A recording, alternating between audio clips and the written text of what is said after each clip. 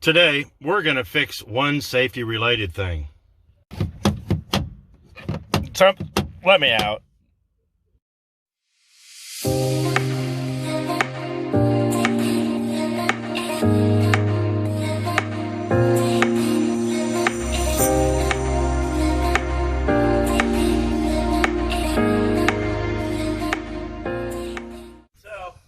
More day, and I realized I needed to fix something before I left, and we had a little time. You know, other than worrying if Coke's going to sue me for giving them a bad look, I decided that I was going to fix the doors in the back. We put the cage in there, and it truly is a safety thing. So I'm going to pull the doors apart, and it's a whole lot easier than you think. So let me show you what I got, and then we'll hit the car, and I guarantee you we can have these tore apart real quick. Over here wondering what hit my Oldsmobile. Wondering what hasn't hit my Oldsmobile. So as we gather in my pile of parts here, they're from different years. You can, see these are one of the older ones. These are some of the newer ones. But let's flip it over because that's where the magic happens. As you see, there's one screw hole here. And the rest is pretty much just hooks. Now, we got a screw hole in that, but it hooks in and quite literally just lifts out. So what we need to do is see what tools we need, which is we're going to need basically just a screwdriver. And we're going to have to get some trim tools, pop the window thing, switch, make sure that's out of the way, and then it should just lift off. So let's go see what we're dealing with. Now, I am aware these cars chain with child locks, but the handles themselves have been disengaged. It's unlocked right here. This is locked. This is unlocked. And it's so we can even just flip this. Oh, come on now. Yep, see, now it's locked. So, yeah, the outside here. All right, well, I screwed that up. We will be lubricating these also before we put them back together. So, let's see, what screw do we need? It would appear to be a 1/4 inch or 8 millimeter, most likely. I know I have trim tools here somewhere. You'd think I'd be more organized. You would be wrong. I was at the Amazon outlet store there in Derby and found this whole box here, all these trim tools and whatnot, for $1. Yeah, you can call them cheap, but I got a discount on cheap, so yeah. Now look, I know I'm guilty too. This is not a trim tool. I have broken more things trying to do this with, trying to remove trim with this than anything. You have to be very, very careful, and chances are you're going to break something. How do I know? My Oldsmobile. And this is not a trim installation tool. Well, it could be, but just don't. Okay, so this little screw down here turned out to be a 9/32, because why wouldn't it be? That's the one thing with these Crown Vics you're going to come across. It's just, they're all half and half. Half of this stuff's metric, half of this stuff is standard, and like all the front end pieces, those are all metric. Why the doors are standard, I have no idea, but hey, for a car that's built in Canada, nothing makes sense. So the screw right here, yeah, I think it's I don't know what size this is, yellow. I think it's a 27. It's a star bit. I know it was bigger than a 20, and this was the only one I could find, and I can't find a cheap tools from yesteryear. I think I used this one as a punch once. Yeah, you can see it flattened out, but it took it off.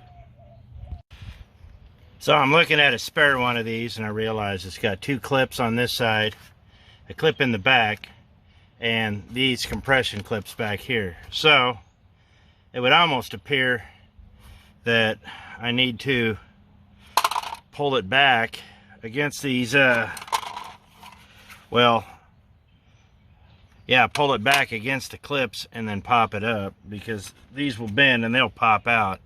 So let's see if I can do that. So let me sum up why this was a bad idea. I should have just seen if I could have got the handle off. I broke 2 of the clips getting it off. Not happy, but I got an extra one, thankfully, but that still doesn't. You got to be careful. So now that this is off, we can see that there's nothing. We've unhooked the electrical.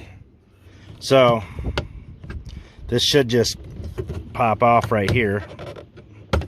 Let's look at the one on the inside. Just because I've got extra pieces doesn't mean I want to break everything. So where is it? So yeah, they're clipping on the bottom. Yeah, I think I should just be able to lift it out with the door. Oops.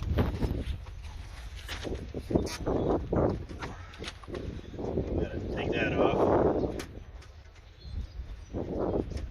Or not. Okay.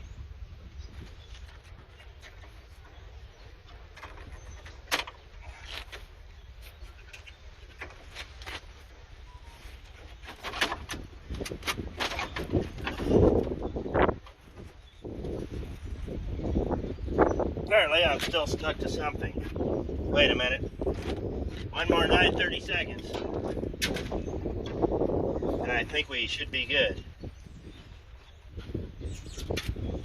If not, I'll always think we should have been. There we go. It comes right off.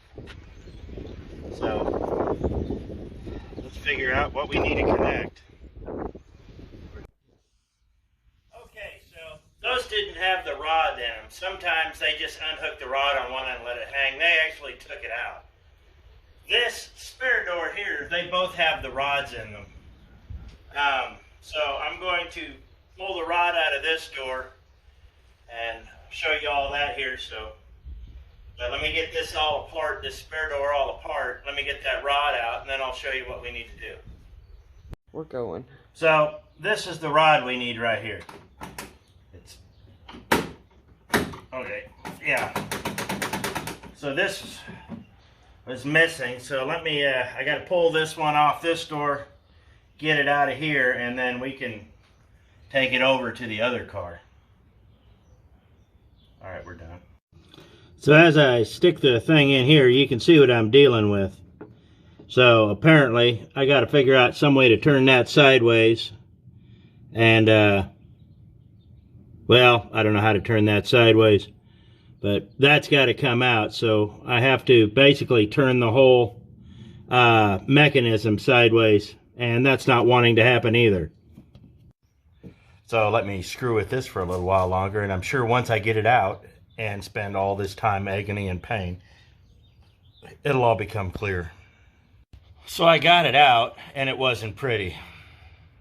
You have to bend it if you don't want to take out these rivets here. I did not want to, but I can rebend it back in the door. It's pretty flimsy aluminum. So this was the hard part. I may have trouble with that, but it should just pop in, curve. Well, you got to stick this in first, and then fit this end in, curve that white piece that is almost not broken. And then I'll have to, well, once I get this end in, I'll have to straighten this rod back up. It's not pretty, but unless you really want to disassemble and take out every rivet, this is the way you're going to have to do it. Okay, so after a lot of pain and agony, we did get it in. There was a lot of things that were taken apart and bent. Mainly, also, make sure this window is rolled up. You're going to need the room. I did not do it the right way. So before we get too far into it, let me show you how I did it, and you'll know what not to do. As you saw, I bent this. Well, I ended up having to twist that a little bit to get this in. So now I got to worry about this.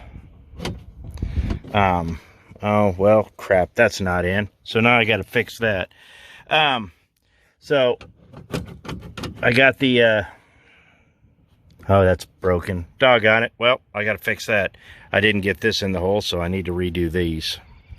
Well, once you get it in, put the window switch back in, make sure the door's unlocked, and then you need to make sure that it works before you put everything back together. It's just this right here. Just make sure this is unlocked. Yep, there she goes. So she works, but there is something I discovered. When this car was built, it was built without these rods. How do I know that? Because all the bushings were in here for the rods, but they've never been used. There was no wear on them. They were brand new. They'd never been used. So now that I'm actually accessing the inside switches as intended, there's one thing you need to do, and that's you need to make sure that you lubricate all of this up. It's never been lubricated because it's never been used. So yeah, I could actually tell that there had never been the rod had never been in here. We're just going to put the one on this side, because when I do that side, I'm actually going to do it right. I'm going to drill out the rivets and all that. Let me show you what needed to happen. Truthfully, to do it right, you need to drill out all 3 of these rivets. This needs to come out. You turn sideways, and then it S-cams out. This side right here S-cams out also. It's way back here right now. You can't see it. But there's quite a few things that are attached to it with the door handle. Can you see it in there? That yellow thing is the handle on the outside. It's got the child lock here, which goes through all of it.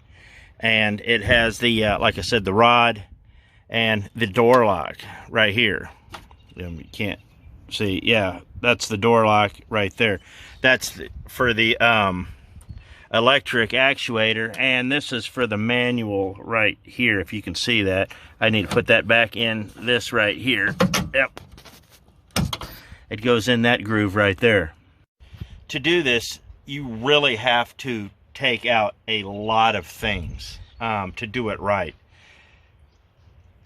Like I said, this took me maybe, once I got the rod, this took me maybe 25 minutes.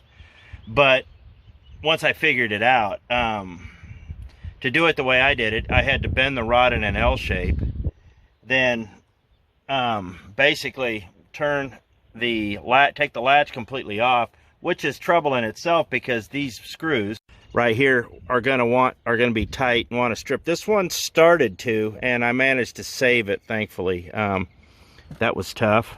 And once I got that done, I had to take the actuator, disconnect a few things, and literally twist it at a 90 degrees so I could feed the backside in. You got to straight, and you have to basically rotate it until it goes in and locks in. But then you have the L shape facing up. Well, you got to bend that back and at the same time figure out this. I had to literally bend this at about a 40-degree angle up so I could actually, you know, push this up and run the S-cam into it. You know, you can do it this way. I would highly not recommend it. If you have the right tools to do it properly, use the right tools, because you'll never be mad at yourself for doing it correctly. How is this going to work? I don't know. I need to lubricate everything up. I've got to put the door back together, and then we have to see if everything actually sets back and works properly. So let me get my tools cleaned up here, find all these pieces, and then we'll put this thing back together. So before we put it together, we're going to get your favorite external lubricant. Spray that. You're probably going to get some on the windows. We'll spray this back here, and maybe a little bit on here, and just some in there, and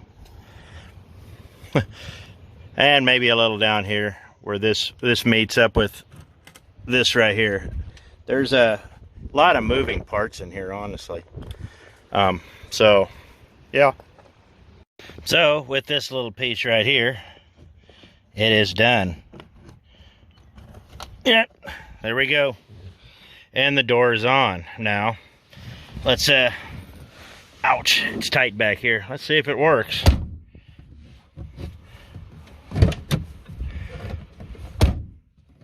Well, yep, I can get out of this side. I'm not going to worry about that side for right now. I've got to leave tomorrow, and I've got other things to do. I wish it was a little lighter. I've got other things to do towards the rest of the day, but I really wanted to get this done. So yeah, we got it in, and it does work. Now, like I said, make sure you have all the right tools when you're putting it together. It's everything on these doors, especially these newer cars, it's all riveted in. There's no more bolts and nuts and make it easy. Truthfully, if you're at the junkyard and you find one that has the rod and all the pieces that you want, it would be more advantageous to you to go and buy the whole door rather than try to tear it all apart and risk breaking things at the salvage yard. That way you can take it home, and if you have to cut the front of the door out to get it fine, you can do that. Or you can strip the pieces you want out and resell the door for 50 bucks. Chances are, if you're at the right salvage yard, they'll sell you the door for 50 bucks. If it has all the pieces you're out nothing but some time. And in a lot of the salvage yards, truthfully, they'll just take them off for you. But I didn't have all the right tools, and I was a little impatient. Well, I just wanted to get it done. But in reality, I should have done it correctly. Now, I showed you how to do that. You got to drill out the rivets. You have to take parts, and then you have to put everything back together, and it does take a lot of time. The hardest part to do was the lock mechanism in the back, because there's, like I said, there's 4 different things attached to it, and if you're gonna do it right, truthfully, you have to unhook everything. And that was kind of what I really didn't want to deal with, because there's a lot of plastic pieces in there. And when you're dealing with cars that are 12, 13, 15 years old, they're brittle. That's why I suggested, even at the junkyard, like I said, if you find one in your color with all the working parts, buy the whole door. Trust me, it's easier to put on a door than it is to do that, and risk breaking a bunch of stuff. So anyhow, that's all I got for today. I hope you liked the video. It was just something short, and I got thinking about that, because people have gotten locked in the back of these cars before and not been able to get out. If you're spry enough, you can bust the window out, but truthfully, you need a way out. And just for safety's sake, I wanted to make at least one door that I could get out if I had to, and I really didn't want to tear apart the other door either, so yeah. Anyways, well, I appreciate it. Thanks for watching. Like I said, be safe, and we'll catch you next video.